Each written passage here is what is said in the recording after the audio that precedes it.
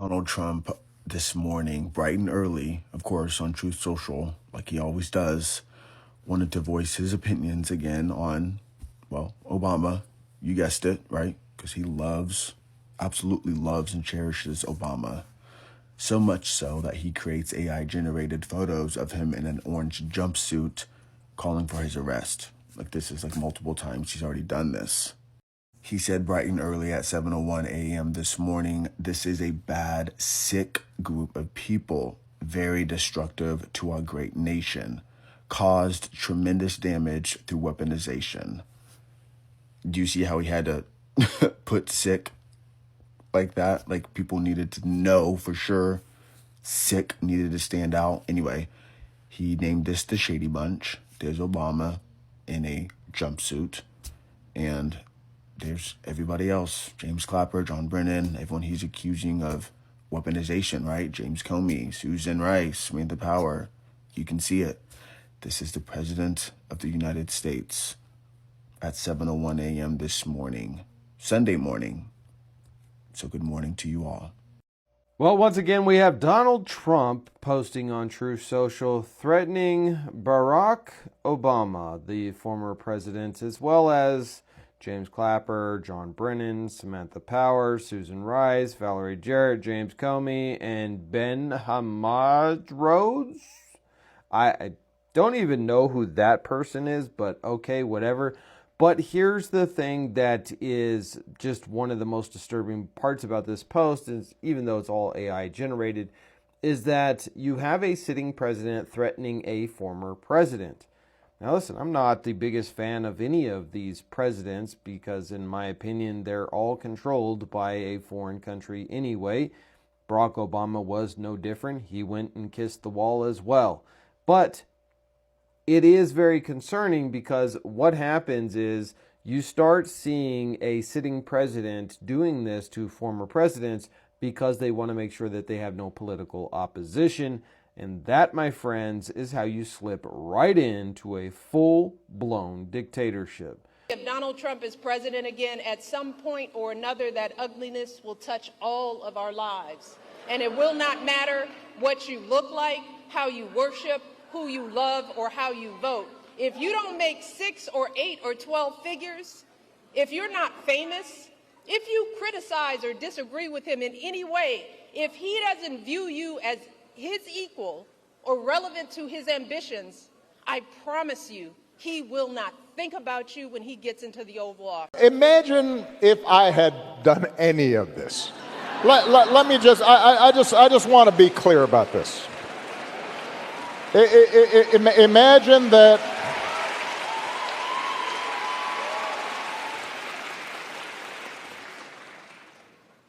imagine if I had pulled Fox News' credentials from the White House press corps. You're laughing, but no, this is what's happening. Imagine if I'd said to law firms that were representing parties that were upset with policies my administration had initiated, that you will not be allowed into government buildings.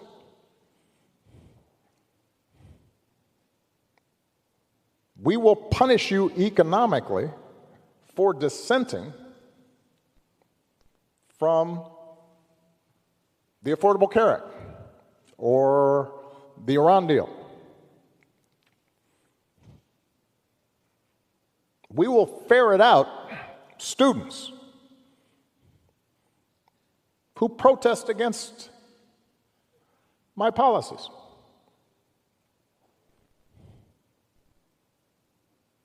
It's unimaginable that the same parties that are silent now would have tolerated behavior like that from me or a whole bunch of my predecessors.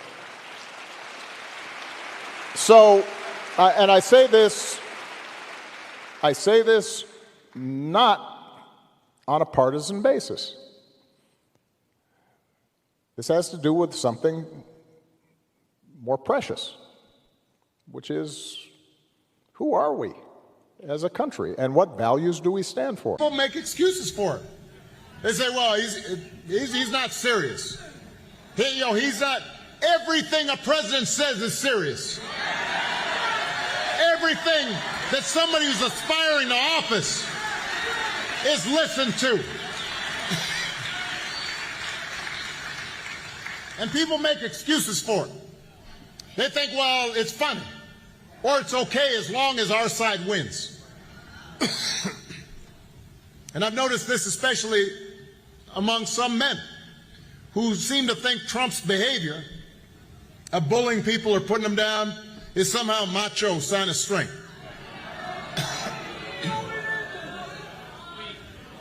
I'm telling you, that's not what real strength is. Never has been. Real strength's working hard. Real strength's carrying a heavy load without complaining. Real strength is about taking responsibility for your actions. Real strength is telling the truth even when it's inconvenient.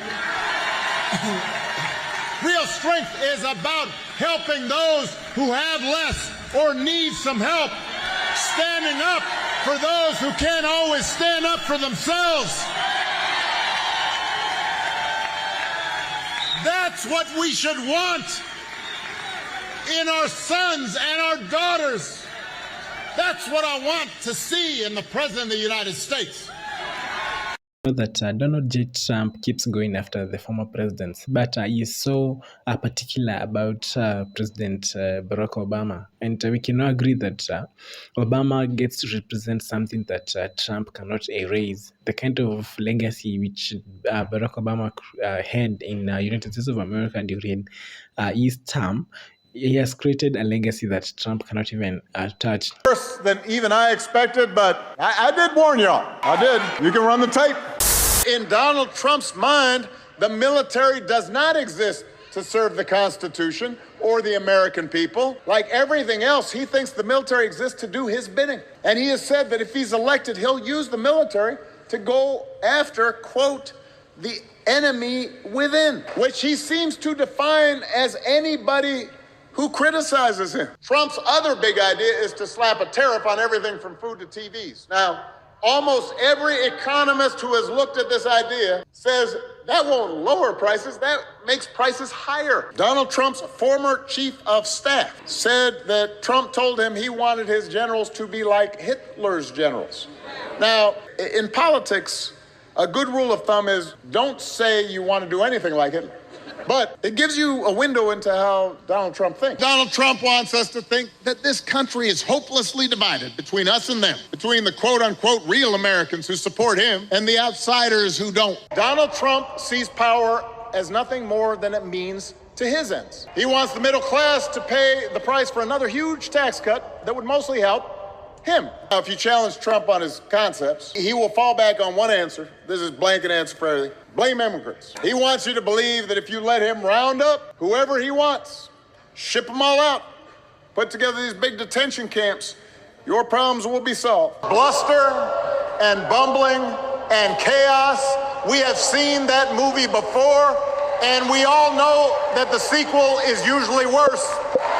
If you follow regularly what is said by those who are in charge of the federal government right now, there is a weak commitment to what we understood, and not just my generation, at least since World War II, our understanding of how a liberal democracy is supposed to work. And when I say liberal, I don't mean left. I mean liberal in the sense of believing in rule of law and independent judiciary and freedom of the press and freedom of assembly and protest.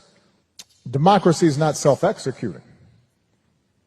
It requires people, judges, and people in the Justice Department and people throughout the government who take an oath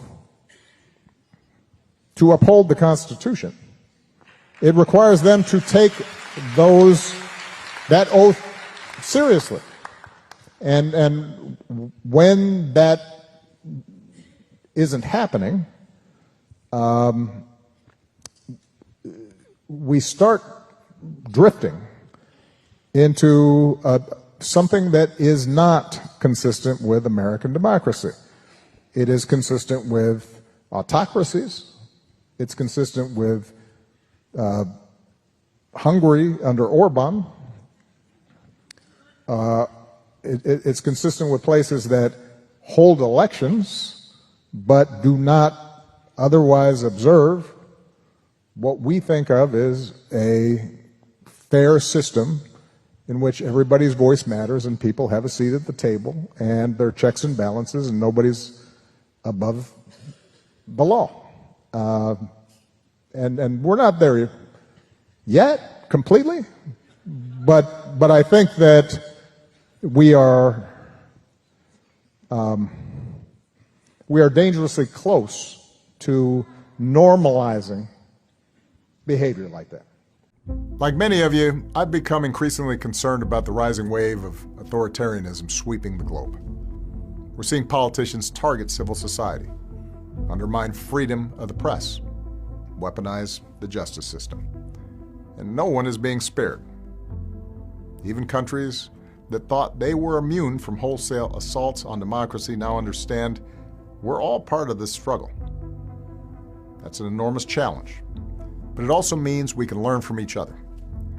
I recently sat down with 3 leaders who are part of the Obama Foundation's alumni network to discuss their work in Hungary and Poland, 2 countries on the leading edge of confronting autocracy. People like Stefania, Sandor, and Susanna, they give me hope. And it's why a big part of our mission here at the Foundation is to connect, inspire, and empower leaders like them.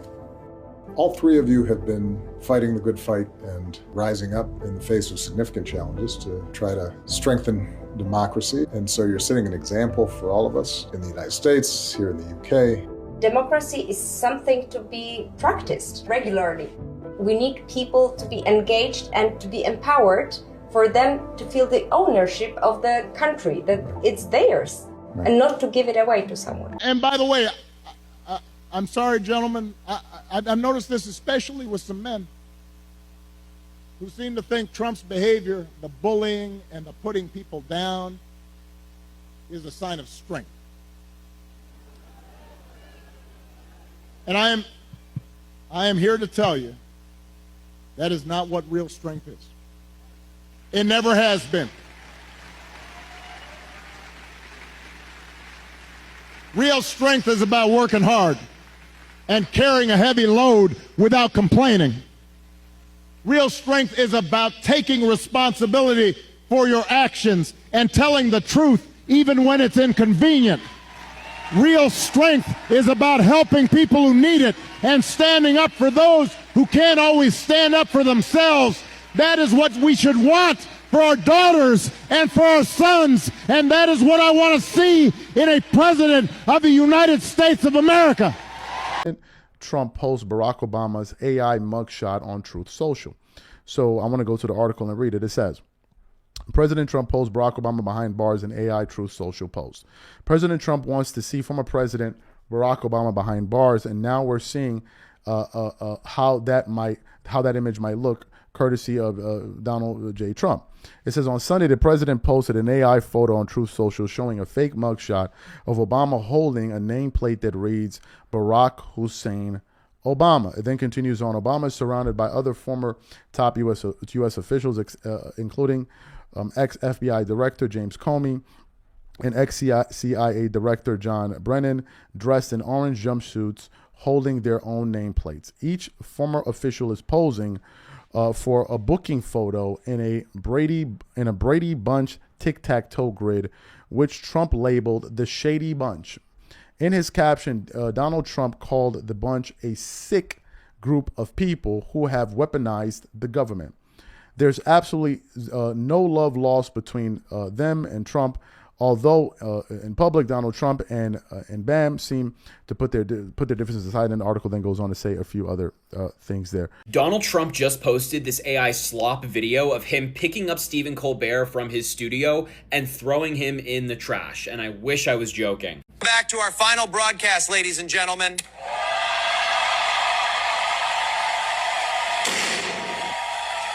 The United States is constantly uploading AI videos of himself online. But the good news is that Donald Trump is finally acknowledging that, yes, he did take Colbert off the air. It wasn't a business decision by CBS and Paramount. It was pressure from Donald Trump. This video solidifies that if it wasn't already. Now, I think that Colbert is actually going to get the last laugh on Donald Trump. Whether Trump and the people around him believe that or not, who cares? That's up to them. But I think in the long run, Colbert is going to be just fine, and he'll be pointing and laughing at Donald Trump with the rest of us.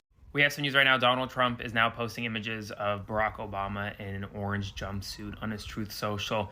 He also posted a video of President Obama being arrested in the Oval Office. He has since deleted that video on his Truth Social. This is the latest image. How did Samantha Power make all that money? And it's literally Obama officials, right, with Barack Obama right here. He's actually in a gray jumpsuit while the rest of them are in an orange jumpsuit. He's doing this after Tulsi Gabbard says that Obama should be prosecuted and referred him for criminal prosecution associated with the 2016 election. Here's the deal, folks. Number one, Obama has complete presidential immunity, just like Trump did. Like, that's what the Supreme Court said. Second, this is, again, another way Donald Trump is going after his political opponents. He is targeting those that he thinks wronged him, even though there's no evidence that they wronged him. Spread the word so more people know what's about to happen or what is happening. Though the president himself can handle a lot of this health stuff himself, he does appear really focused on it in a very specific way. Headline: Trump bought stock in drug maker as his government boosted its obesity drugs. Just before taking unprecedented action to boost the flagship obesity drug of the drug company Eli Lilly, Trump bought hundreds of thousands of dollars of stock in Eli Lilly. This happened while he's president. Joe Biden didn't trade stocks while he was in office. Barack Obama didn't trade stocks while he was in office. But Trump is apparently trading stocks while he is in office. And since we got his financial disclosure about those stock trades late last week, right, detailing this bizarre and incredibly energetic stock trading that the president has been doing while he has been president. Now, with each passing hour, we're getting more and more reporting coming out about how his stock buying as president tracks with things he's doing as president to boost the value of those stocks. I mean, it's just incredible. So in January, Trump buys hundreds of thousands of dollars of stock in NVIDIA. Then a week later, his Commerce Department approves the sale of NVIDIA chips to China. Also in January, Trump buys between $50,000 and $100,000 worth of stock in AMD, which is another chip maker. 1 week after he buys it, his Commerce Department approves AMD doing business in China as well. Following month, in February, Trump buys millions of dollars worth of stock in Dell. Dell Computers, right? Dell Technologies.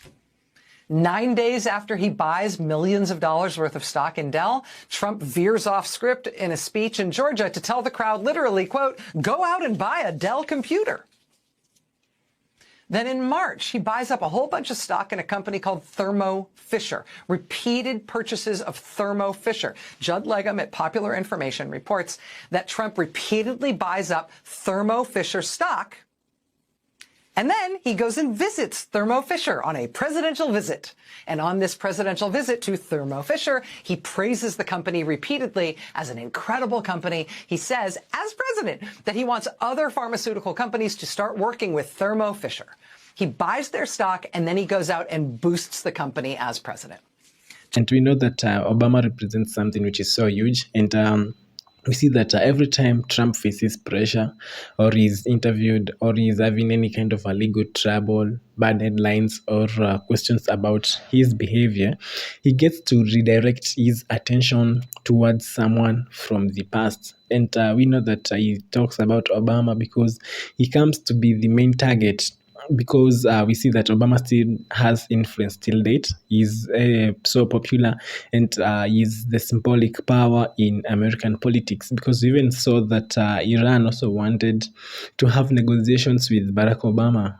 And you'll wonder, why is that Trump feels so intimidated because of the same things which he does to people, because we see that Obama got to represent something which is so different. According to the sources that we have seen, we see that Trump is sharing artificial generated images of the mugshots of Obama and some of the ex-members who served with him. And we see that that matters a lot, because it shows the kind of attacks and no longer political disagreements. You can get to see that this whole thing is becoming personal, and it is very theatrical, because how is it that you'll just say that the former president is having treason, allegations and everything like that, and you've not even paraded the proof yet, and you come ahead and you start posting such images of him with the mugshots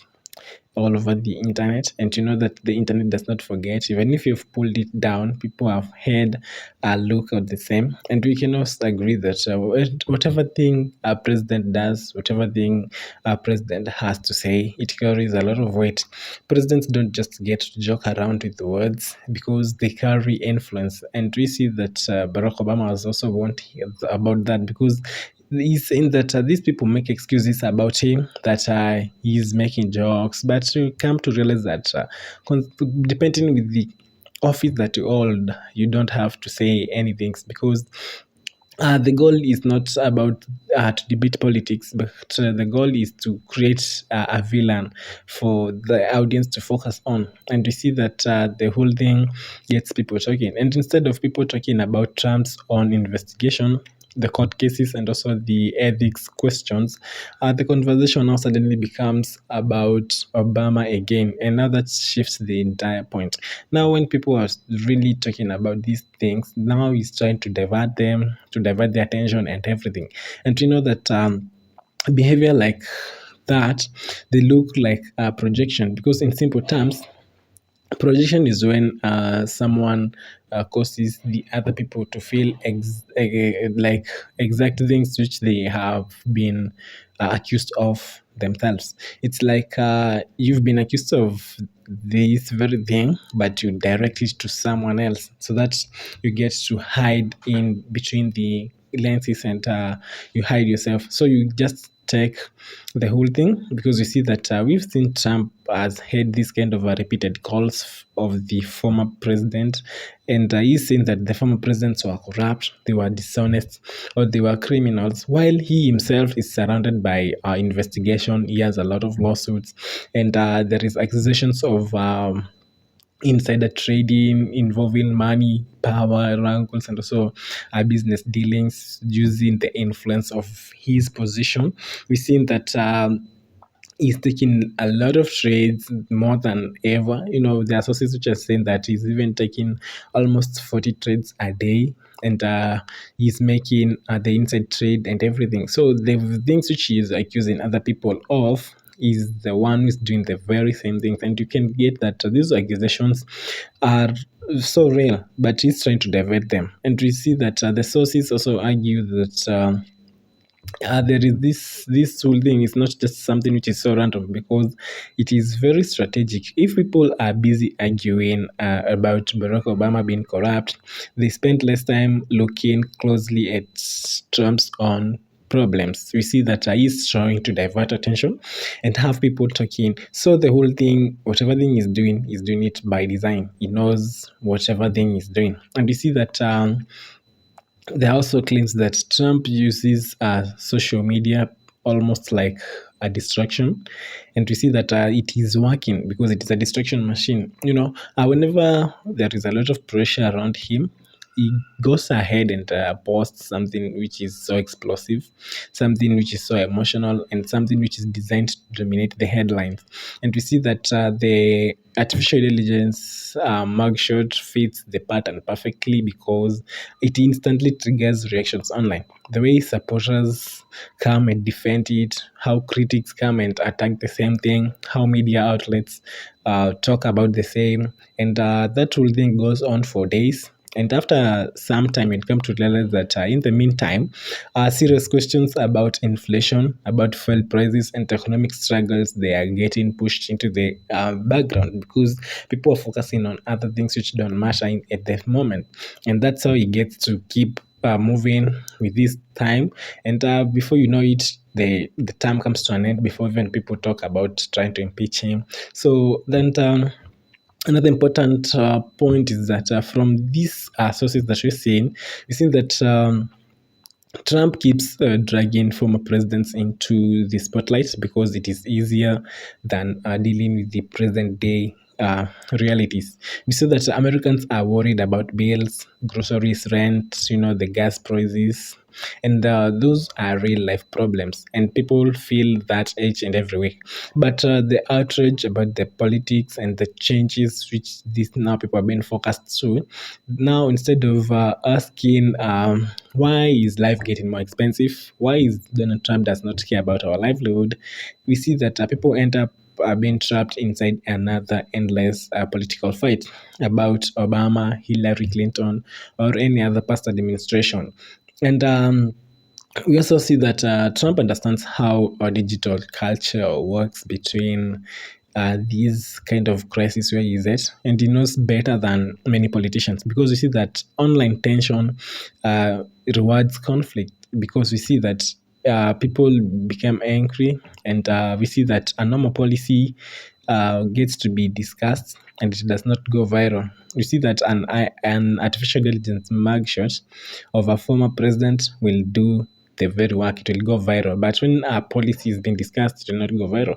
So to get to distract people when they are making these policies and trying to erase voter rights and everything, they get people distracted. And even the negative attention still keeps the camera pointing at him. And at the end of the day, for a political figure which is built on visibility and dominance, disappearing from the conversation is more dangerous than criticism because we see that there is another layer of control which is here because we see that Trump is seen as someone who is deeply concerned about strength and public perception. So when legal issues or scandals, they make him appear vulnerable. They make him appear attacking former presidents because they get to remain. That's the way he seems to be remaining in control. And if we can convince supporters that everybody else is more corrupt than him, then his own controversies now will start looking less shocking in comparison. So he will do his mess and will tell others that, of Barack Obama, of the other Hillary Clinton, those who are more corrupt than me. So he'll make his mess to look less shocking in comparison. And it creates a political environment where nobody talks about standards anymore, only loyalty. And now that's what we are seeing, that Trump is using Truth Social to an extent of passing propaganda instead of serving the people who elected him. Let us know what you think about these accusations and how Obama has warned, because you see that there are warnings about the same. Let us know in the comments down below. And if you have not subscribed to our channel, support us by subscribing right now.